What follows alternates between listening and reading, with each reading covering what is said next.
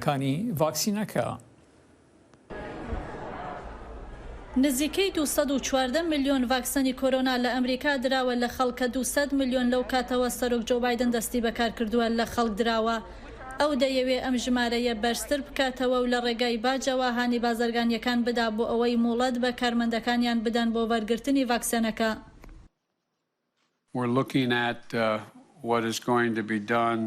ئێمە سەیری ئەوە دەکەین کە لەگەڵ هەندێک لەو ڤاکسینانە چی بکەین کە بەکارمان نەهێناون. دەبێت دڵنیابین کە ڤاکسینەکان سەلامەت و کێشەیان نییە بۆ ناردنیان. هیوادارین بتوانین بۆ وڵاتانی جیهان تۆزێک هاوکار و بەسوود بین. هەفتەی ڕابردوودا سێناتۆری دیموکراتەکان داوایان لە بایدن کرد کە پشتگیری لە ڕاگررتنی ڕێکەوتنی جیهانی مافی داهێنان بکە. پیشنیارەکە لە مانگی 10 ساڵی ڕابردوودا لەلایەن هندستان و ئەفریقای باشوورەوە پێشکەش کرابوو.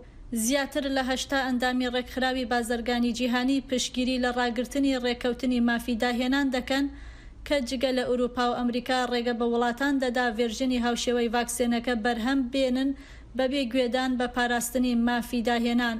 دیار نییە کە بۆچی کۆشکی سپی لەو بارەیەوە بێدەنگە. ئێمە بە دڵنیاییەوە سەیری کۆمەڵێک بژاردە دەکەین بۆ یارمەتیدان بۆ لە ناوچوونی ئەم پەتا جیهانیە. بەڕێوەبەرایەتی بایدن لە ژێر فشاری کۆمپانیەکانی دەرمانسازیدایە کە دەڵێن پاراستنی مافی داهێنان کلیلێکی سەرەکیە بۆ بەرەنگاری لەگەڵ جۆرە نوێکەی ڤایرۆسی کۆرۆنادا و هەروەها بۆ بەرهەمهێنانی زۆرتری ڤاکسینەکە بۆ هەموو دنیا. بەڵام بەهۆی دیپلۆماسیەتی ڕکابەرانەی ڤاکسینی چین و رووسیاوە ئەگەر بایدن ڕازی نەبێ بە ڕاگررتنی ڕێکەوتنی پاراستنی مافی داهێنان لەوانەیە لە ڕووی جێۆپۆلیتیکیەوە کێشەی بۆ دروست بێ. لە ئێستادا ئەمریکا لەلایەن وڵاتانی جیهانەوە وەک ئەنباری ڤاکسینەکە سیر دەکرێت کە هەموو ڤاکسینەکانی بۆ خۆی کڕیوە و تەکنۆلۆژیای دروستکردنەکەشی دابەش ناکات بۆ ئەوەی ئەو وڵاتانەی توانای دروستکردنی ڤاکسینەکەیان هەیە. بە تایبەتی وڵاتانەی داهاتێکی مامناوەندیان هەیە و داوای ڤاکسینەکە ناکەن بەڵکو داوای زانیاری دەکەن بۆ ئەوەی ئەوانش ڤاکسین دروست بکەن و بۆ دانیشتوانی خۆیان قبول نەکردنی ئەمریکا زۆر ئەم وڵاتە چاوچنۆک دەردەخات. ئەمریکا پێشتر 4 ملیارد دلار یارمەتی داوە بۆ ڤاکسینەکردنی وڵاتانی فەقیر لە ڕێگای بەرنامەی کۆڤاکسەوە کە بەرنامەیەکی نەتەوە یەکگرتووەکانە بۆ دابەشکردنی ڤاکسین. هەروەها دەستپێشخەریەکی دەستپێکردووە بۆ دیالۆگ لەگەڵ هندستان و ئوسترالیا و ژاپۆن بۆ بەرزکردنەوەی ڕێژەی بەرهەمهێنانی ڤاکسینەکە بۆ وڵاتانی باشووری ڕۆژهەڵاتی ئاسیا. بەڵام ڕێکخراوی تەندروستی جیهانی دەڵێ ناهاوسەنگێکی بەرچاو لە دابەشکردنی ڤاکسینەکەدا هەیە لە جیهاندا.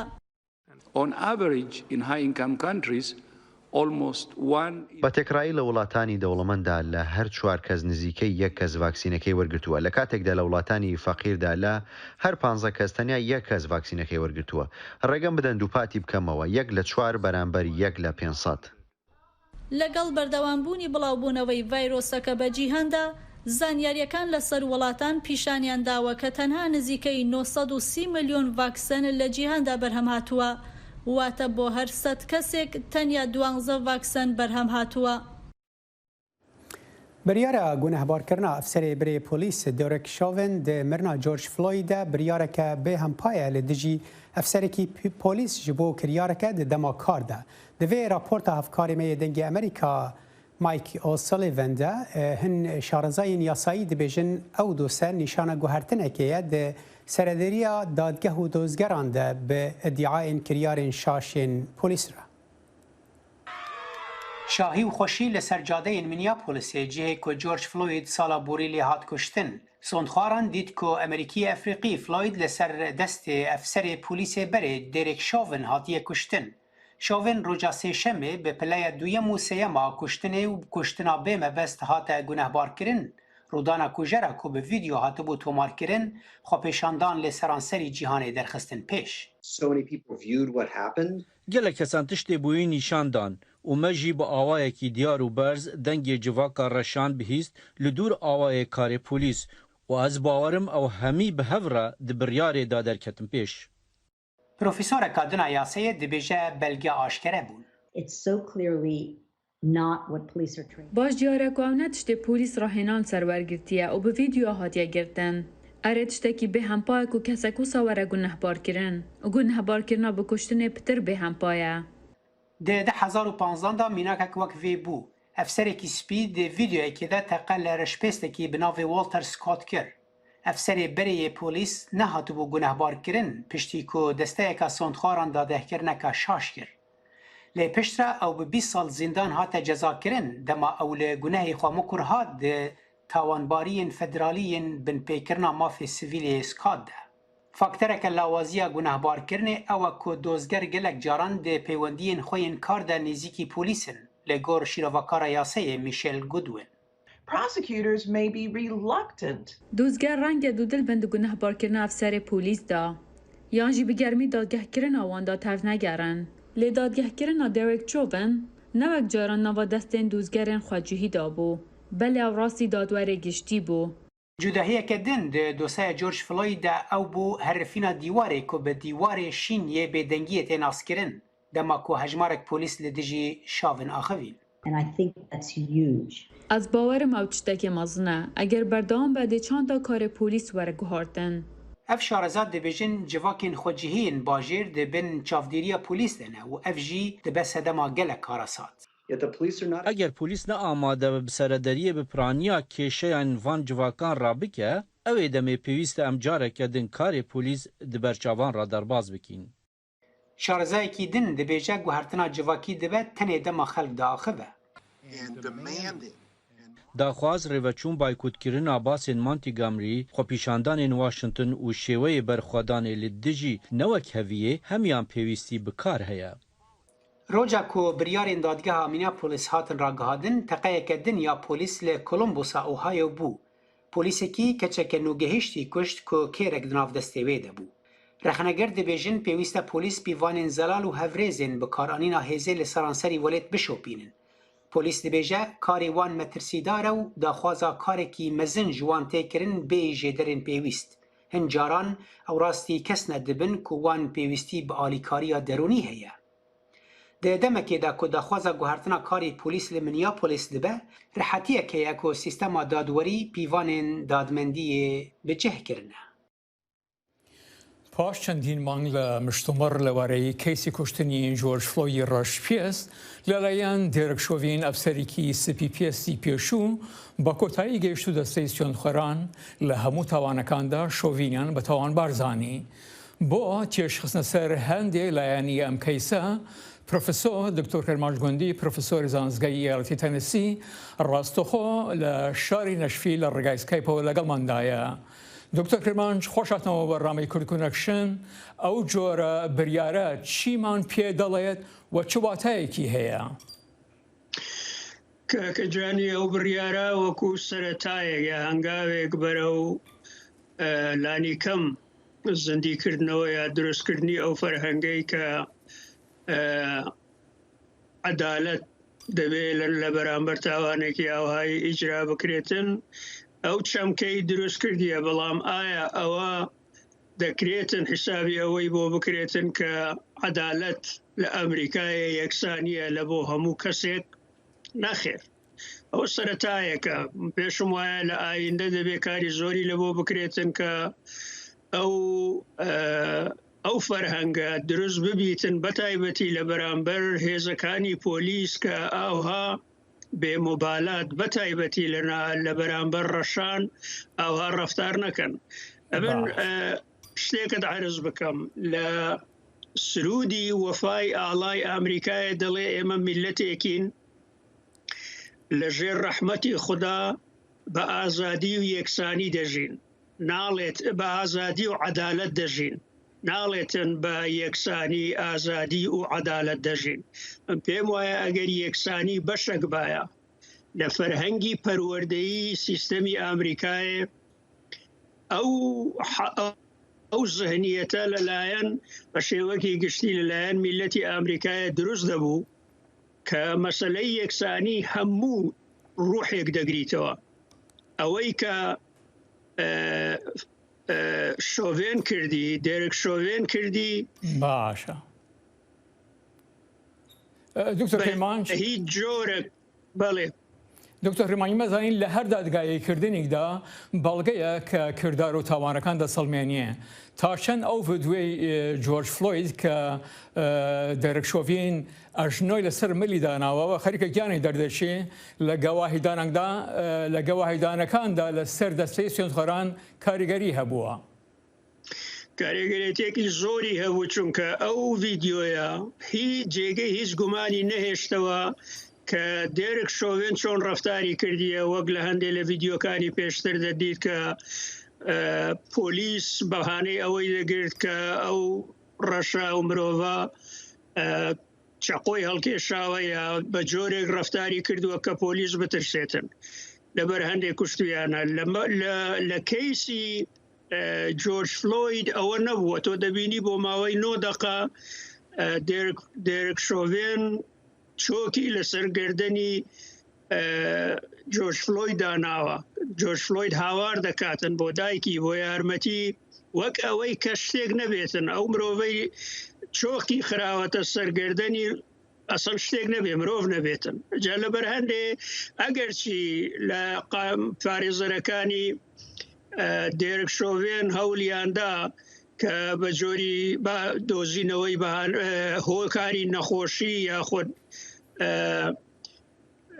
جۆرج فلۆید مەسائلی مخدرات و جۆرەشتانەی بەکارهێنابیتن هەولیاندا بە جۆرێک کەیسەکە ئەو نرخەی لێکەم کەنەوە بەڵام لە بۆیان نەچوە سەر چونکە هیچ پەیوەندێکی بەو ڕەفتارەی دێرک شۆڤێن نەبوو کە بتوانێتن بە هیچ جۆرێک داکۆکی لەو ڕەفتارە نامرۆڤانەی دێرک شۆڤێن بکات. دکتۆر کرمانج سزاکان بەرامبەر ئەو سێ تاوانە بە چ شێوەیەکە و چەند ساڵ زیندانی چاوەڕێی دێرک شۆڤین دەکات؟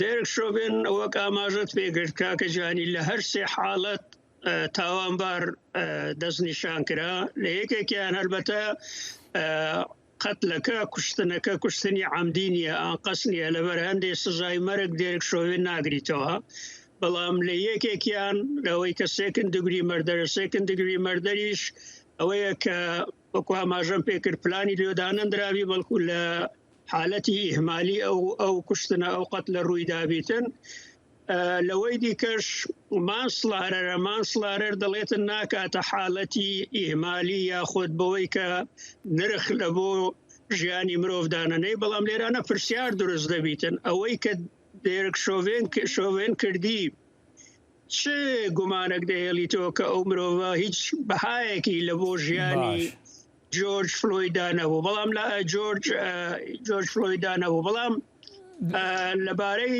ساڵەکان لە یەکێکیان هەتا 40 ساڵ دەکرێت حکمی بدرێت لە یەکێکیان هەتا 25 ساڵ دەکرێت حکمی بدرێتن لە یەکێکیان دەکرێت 10 ساڵ ئەلەو حاڵەتە ئەوە زۆرترینە ئەگەر 75 ساڵی پێ بدرێتن بەڵام ئەوە ناکرێت بڕوان ناکەم بە کەمترین ساڵیش 12 ساڵ و نیوە کە دیسانیش ئەگەر لە بۆ قەتلێکی ئاوا بەڵێ پرۆفسۆر دکتۆر کرمانج گوندی پرۆفسۆری زانستگەی یایڵەتی تەنێسی زۆر سپاس. کشتنا ئەمریکی 47 ساڵی جۆرج فلۆید عالیە پۆلیسە مینیاپۆلیسێ و بوو سەدەما خۆپێشاندان لە سەرانسەری جیهانێ پشتی گونەهبارکردنا ئەفسەرێ بەرێ پۆلیس دۆرێک شۆڤێن gelek welatan xêrhatina biryara dadgehê kir lê çalakvan dibêjin divê derbarê de hîn gelek kar li pêşwan maye. حکمی تاوانبارکردن ئەوەی دژ بە بکوژی جۆرج فلۆید واتە پۆلیسی پێشوو دێرک شۆڤن دەرکرا بە هەست و سۆزێکی بەهێزی جۆرە و جۆر لە ئاسوودەیی و ئازار و پەژارە لەلایەن ئەوانەی لە شوێنی کوشتنەکەی جۆرج فلۆید لە میناپۆلیس گرت ببوونەوە پێشوازی لێکرا بە ملیۆنەها کەس لە سەرانسەری جیهان هاو هەست و سۆزی خۆیان دەربڕی کاتێک چاوەڕوانی ئەنجامی دادوەریان لە ئەمریکا دەکرد. کاتێک دەستەی سوێندخۆران دانینابەوەی کە بەڵگەکان لەم کەیسە زۆر ڕوون و ئاشکرا بوون هەر بۆیە هەر دەرەنجامی دیکە لەم بارەیەوە گاڵتەجاری بوو بە دادوەری بەڵام بۆ ژمارەیەکی بێشوماری دیکە لە قوربانیانی بەڕەچاڵک ئەفریقایی و خانەوادەکانیان لە ئەمریکا و هەروەها لە سەرانسەری جیهاندا خەباتکردن لە پێناو دادوەریدا درێژەی دەبێت. بۆریس جۆنسن سەرۆک وەزیرانی بەریتانیا ڕۆژی چوارشەمە لە پەرلەمان بەم جۆرە هەستی خۆی دەربڕی. ئەو حکومەی شەوی ڕابردوو لە شاری میناپۆلۆس دەرکرا دادوەری بۆ خانەوادەی جۆرج فلۆید و هاوڕێیانی بەدیهێنا. هەروەها دەزانم هەموو ئەندامانی پەرلەمان بیریان لای ئەوانە. کوشتنی جۆرج فلۆید ناڕزایەکانی بە ناوی ژیانی ڕەشپێستان گرنگە لە سەرانسەری جیهانی لێکەوتەوە. چالەگۆنی بەریتانی لۆرنس هو یاریدەدەر بوو لە ڕێخستنی خۆپیشاندانەکان لە شاری بریستڵ لە ئینگلتەرا. هەز ناکەم هیچ شتێک لەم ساتەوەختەدا هەبێت کە هەنگی بۆ بگەڕێت، بەڵکو تەنها هەست بە هەڵمەتێکی جیهانی دەکرێت، هەروە سوتانی شارەکان. ئەمەش تەنها لە پێناوی بەدیهێنانی دادوەریە. لەمڕۆدا هەست بە خۆشحاڵیەکی ئەجگار زۆر سەبارەت بە بڕیارێک کە لە ئارەدایە ئەوەیە کە دەبوو بڕیارەکە تەنها بەم جۆرە بووایە. حکومەتی فەڕەنسا دانی بە گرنگی پێدانی جیهانی بە تاوانبارکردنەکەدا نا. ئەو کارە ساتە ناخۆشە بەسەر بەڕێز فلۆید داهات، هەست و سۆزی لە درەوەی سنوورەکانی ئەمریکا وروژان. هەروە ئاشکرایە ئەم بڕیارەی دادگا لە درەوەی سنووری ئەمریکا دەنگدانەوەی هەیە. ئەمە ئەوەیە کە دەمەوێت ئەم بەیانە بڵێم ستایشی بکەم. لە ئەفریقای باشوور هاوڵاتیان لە شاری جۆهانسبێرگ بە دەنگی ئەمریکایان گوت ئەوان خۆشحاڵیان دەربڕی بەرامبەر حکمی تاوانبارکردن دژ بە دەرک شۆڤن. دادوەری بەدیهێنرا، بەڵام پێم وانییە ئەو ڕێگە دروست بێت بۆ ئەنجامدانی ئەم کارە، بەڵکو دەبێت ڕێگری جیاواز هەبن بەهۆیانەوە بتوانن ڕێگری لە دووبارە نەبوونەوەی لە ئایندەدا لێ بکەین. کامرانم بەوەی کە دادوەری دەستەبەر کراوە. پێم وایە هەموو کەسێک لە هەر بەشێکی ئەم جیهانە لەسەر هەر خاکێک هەمان هەستی هەیە. دادوەری بەدیهات یەکەم و پێش هەموو کەسێک بۆ خانەوادەی جۆرج فلۆید هاوکات بۆ زۆرێک لە خەڵکان لە سەرانسەری جیهانیش ئەوانەی هاوبەشی لە ئازار و تووڕێییاندا دەکەن.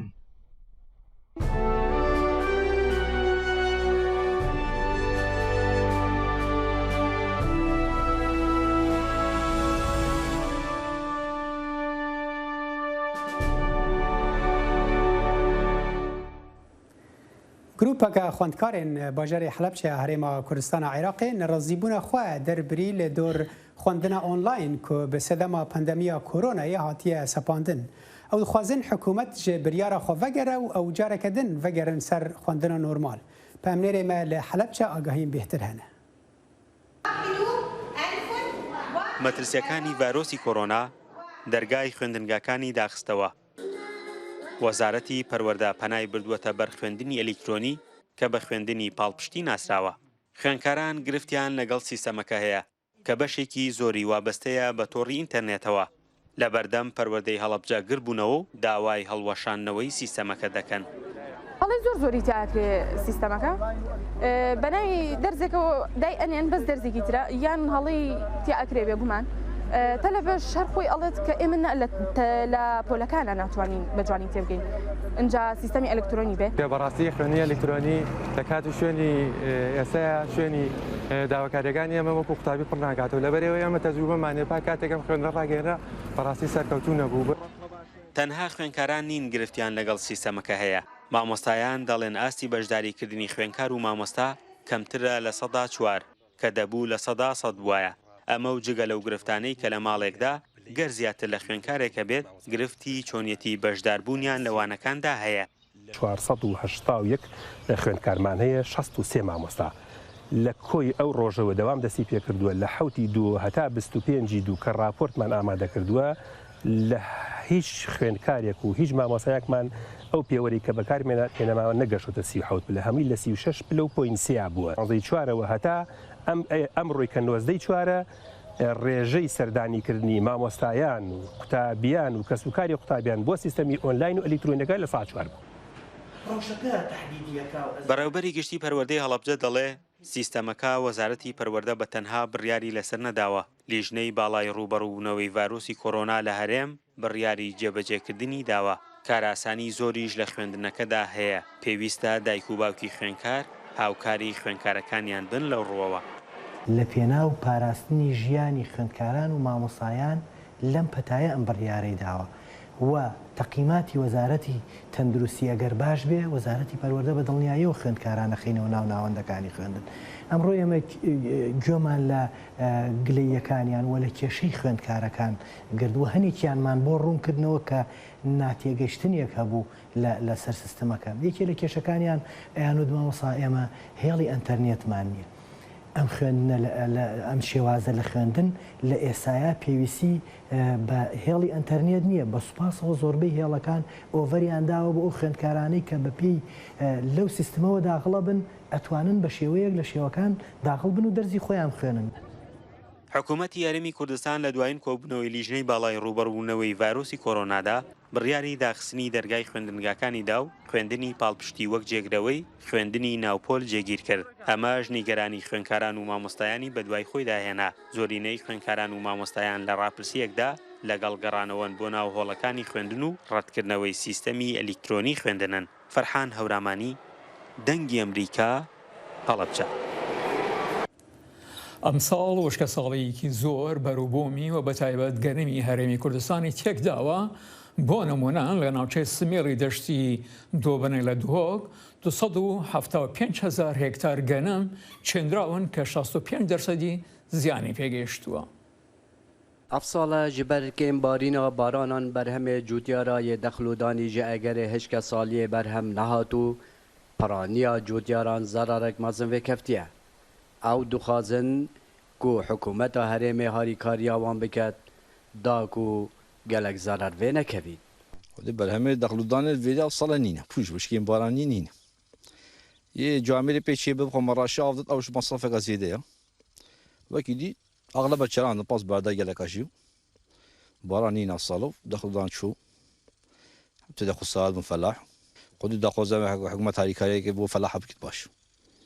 مصرفي هاري كاريكا فلاح بكت شطوف بكت تشتيبت باش صالة خدي بيش دخارو نيف مي چاندين الجند الخاندكي جنديما خدي نهاتي فوج بهاشي بيافيه من خويد بين خدي حشكي بوي خدي مدبت خدي ما حكومة هاري كاريا ما بكدو تشتكي بو ما بكدو صالة خدي حشكاتي هم تبخويد بين هم هذا بازي بارداي هاي فوج بوي خدي مدبت هم حكومة هاري كاريا ما بكدو والله هاري كاريا جوتي عرب كدو بسپورên çandinê yên axo avê lê kulîja çandinê û zanistên rowekî vê salê bi hişke saliyê didin nasîn. Ev sale saleka kêm baranî ye. Ege em berewirdiyê bikeyin ev sale eb salê tê çûyî an eb rêja meedelê giştî. Baranê ev sale gihiştine 205 milimetre. ورجع صالانه الدفرة دهوكي والكردستان بشوية كي جشتي امشين بيجين 500 حتى 800 حتى 1000 جي كتجهيت المنطقة اشتكاني ماصي وحلب جوانجها لي أفصالة أفرجا كيما هاتي دبيتا مترسيدار السار هشكا صالية والسار برهمي رواكيب شواكي جشتي دشتا دوباني لقزا سيميلي نافدارة ببرهمي دخلوداني دا أفصالة دا 275,000 دونم هاتينا چاندن واجبر اگرین نبارینا بارانان 65 صد جوی برهمی بخسارتی چویه دکارین بیجین 96,489 دونم ماینه وگ برهم. سلام بالایی دنگ امریکا دوهاک. لە ترکیە سەرکردەیەن ئاینی نیشان بۆیەکێ ددن کە دەوێت دزیترین دەمدا پرسا کوردی لە وەلێت وەرە چارەسەرکردن. ئەو دەبێژن پشتی ڕاوەستانە پرۆسەی ئاشتیە لە ترکیە ڕەوش نەخۆش بوویە و ئەو ئەنجامی نەیینی دەردەخە پێش. پامنێرێ مەل ئەنقەرە ئاگاهین بهتر هەنە. İslam, Arapçada barış anlamına gelir. Oldar û seydayên Kurdan amace dikin ku pirsgirêka Kurd di demeka herî zû da pêwîst dike ku bê çareserkirin. Gelek oldar û seyda li bajarên Kurdan hatin Enqerê. Li vê derê di civînekê da em ji bo heq, edalet û wîjdanê kom dibin da gihîştin hev. Li gorî oldar û seydan piştî dawîkirina pêvajoya çareseriyê pirsgirêka Kurd di Tirkiyê bûye wek nexweşiyeka penceşêr û civakê her roj ber bi xirabbûnê ve dibe. Ew dadin xuyakirin ku bêdewletî Kurd sêwî hiştiye. Em Kurd sêwî mane کوردستان هەیە دەولەت نینە کوردستان هەیە نەخۆت تاریخە دەد هەر تشتیدا خودی تعالی د قورآن کریم د بحثا کوردا کردیا پیغمبر علیه الصلاة والسلام د حدیث خود د بحثا کوردا کردیا اما ملای ما رجومی حمو لگورا منفعت خو لگورا هات پری خو وی تشتی ملت مره نابیجین جمازنا را نابیجین تشتغل نفسها وخوشنه لإيه هوالي وجي خوشنه براستي جبو خديرة أم براتيا إنسانيتي بكن چواکو باوی مودیامی آدم یک بونه ام وکه هفو دوهاتنا یارات مشکنه کسی زیده ترنینه کسی قولی ترکابه استنترنینه استنتیامه باوریامه بحقیامه براستیامه بعدالتامه لگوری اولدار و سیدان بری هر تشتی پیوستیا کردان به یکتیه هیه باوریا وان اوکو هکه کرد ببین یک ولی ترکیه باشترین بکاربن کو مافین خو به دست بخن او دیار دکن کو ظالم چقاس ظالم بنجی لیین خدان ماف دسر کوه زانی دبی کرد هر تشتی ده دبی اتفاقه به ایکی جی کرداج تا زانی ابین کوری برین کردال کن دبی دستی خو بدن ایک هنه عالم هنه مزنین هنه زانینین پارتیا بچنوارا گرشمیش ببین وارا بدن بستینن کاغذ سپیدری بخن او تشتی بوری همیه سیل بکن شوید و پیو دست بابینی Adalet önce insanın kendi içinde başlıyor. اول 30 ساله خونا انسان تیر جاندن ل ترکیه جی و کردستان جی و ارتاد و جی خودت آلا صلح کی آشتی کی بارش کی چکه نه دایی که ترکان بگیری نه دایی که کردان بگیری نه دایی که عربان نه فارسان نه مسلمانان نه غیر مسلمانان د چارەسەرکردنا mesela Kurd da melle sêda dibêjin ku wekevî biratî û aşîtî Eyüp Demir dengê Amerîka Ankara و بەم جوراتی نەکوتایی بەڕنامی ئەمڕۆمان درودی من جانە دیلان و هاوکارم ساڵح دیلان پێشێشدان کەین و تا بەڕنامەی ئایندەمان هەر شاد و سەرفراز بن ببینە خۆش.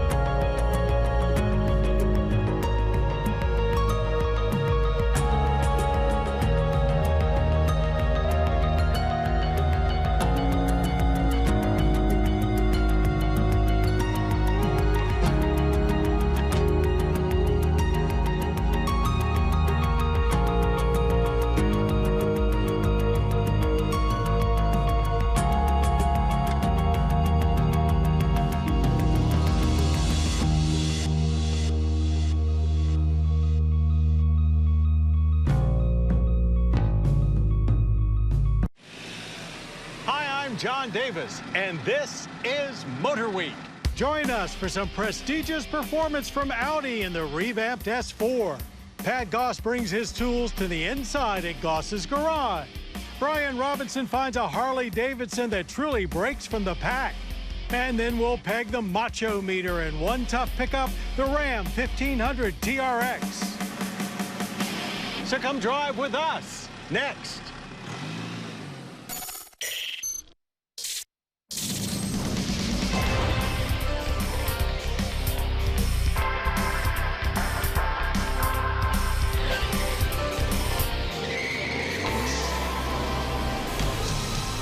Motor Week, 40 years steering you in the right direction. One car design that's always been a favorite around the Motor Week office is Audi's compact A4 sedan lineup. They're sweet to drive and easy to live with. So a mid-cycle refresh of the A4 gives us a great excuse to revisit a favorite. And what better way to experience the newness of the 4 than with their high-performance S version. So buckle up for sports sedan streaming Audi style. The Audi S4 is part of the German Big Three, if you will, as along with BMW and Mercedes counterparts, they largely define what it means to be a modern sports sedan. Not a member of the ultra-high-performance RS family, the S4 occupies the sporty middle ground, similar to the BMW M340i and Mercedes-AMG C43.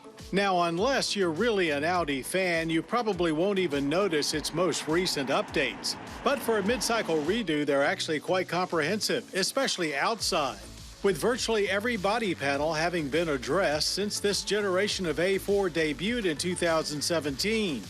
Starting up front, Audi's single-frame grille has gotten wider and flatter, with larger air intakes down low in the front fascia.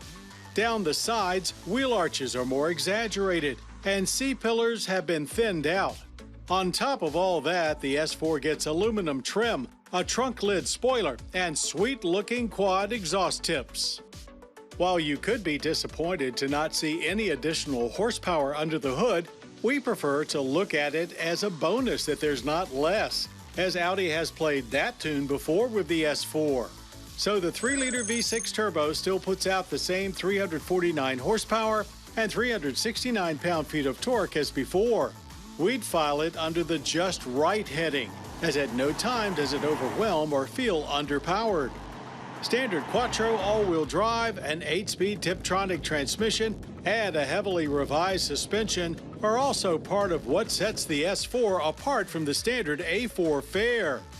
Our first S4 test came in 1992, a time when Audi was attempting to establish itself as a performance brand here in the U.S. We loved its understated styling, quick acceleration, firm handling, powerful brakes, and luxurious interior. And we weren't the only ones, noting that the entire U.S. allotment of 92 S4s had already been spoken for. All of those attributes continue to apply to this S4, especially inside, where the interior remains the definition of understated elegance. 2020 saw the arrival of an updated infotainment system that was not just bigger, but better, operating 10 times faster than the previous system. The S4 gets diamond-stitched full-power sports seats with adjustable side bolsters and even a massaging function. Rear seat room is typically tight for the segment, but trunk space at 13 cubic feet is quite good, with 40-20-40 split-folding seat backs to allow flexibility for longer items. Getting to the good stuff, at the test track, the S4 is basically everything you want in a sports sedan. It launches powerfully with flawless grip for sprints to 60 in 4.3 seconds. The turbo V6 sounds great, and the Tiptronic shifts gears quickly right when you want it to. Throughout the 12.8-second quarter mile, which we finished at 108 miles per hour, it has that stable, high-speed behavior that only German sedans do. Floating over our test track's rough surface, yet feeling like it's ready to pounce in any direction should you nudge the wheel. Traditionally, enhanced quattro grip comes with some understeer to deal with, but that's been less evident in recent years and darn near eliminated here. The S4 is like a Thai starfighter that somehow zooms through redwoods at insane speeds without hitting anything. Of course, we feel like we're not doing our jobs if we don't point out some issue, and that's the steering feel.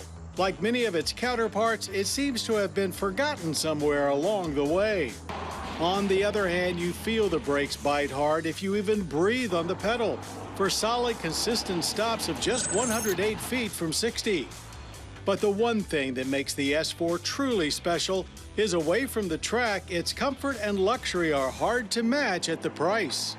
And Audi's Drive Select still has great separation between drive modes. Comfort mode is indeed that, an amazing transformation from sports sedan to luxury car feel devoid of ride harshness. Government fuel economy ratings are 20 city, 28 highway, and 23 combined. We averaged an underwhelming 20.8 miles per gallon on premium. In all, an average energy impact score of 14.3 barrels of yearly oil use with 6.3 tons of CO2 emissions. There are 3 trims for the S4, starting with premium at $50,945 up to prestige at $59,245. Fortunately, bargain shoppers willing to sacrifice some performance for almost the same experience can pick up an A4 for as little as $40,145. While all of the German sports sedans attempt to deliver essentially the same thing, Audi seems the most unique in how they go about doing it. So its ultimate appeal largely depends on where your allegiances lie. But clearly to us, the latest Audi S4 is the best S4 yet. A sweet ride that is even sweeter, delivering what we love and expect from a sports sedan better than ever.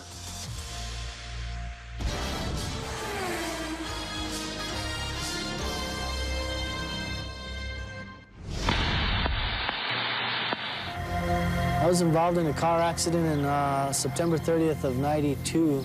Larry Rodriguez has returned to the wind and the open road thanks to this powerhouse three-wheeler, the American Thundertrike. You know, it was just a sense of being alive.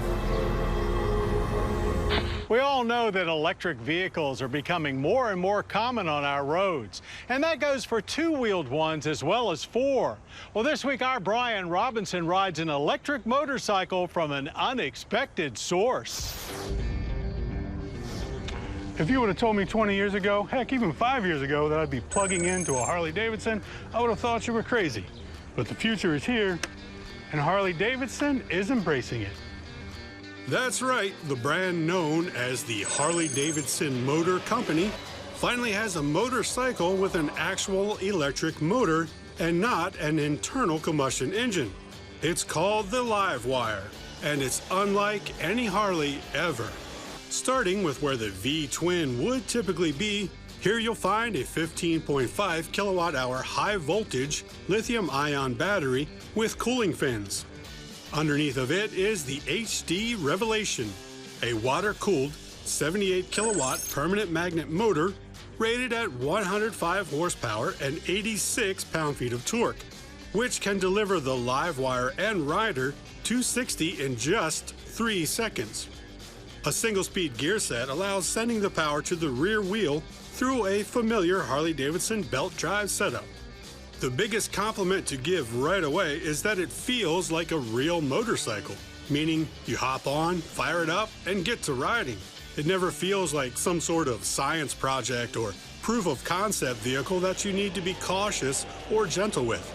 They've even engineered an engine-like pulsing into the bike when at idle to remind you that you are indeed on a living, breathing machine. And it's not silent either. No simulated V-twin rumble, thankfully, but there is a constant whirring sound typical of a high-performance electric motor. Charging at home can be done overnight on a typical household level 1 120-volt outlet, but it also accepts DC fast charging for a full charge in about an hour. And of course, everyone's second question after "that's a Harley-Davidson" is how much range?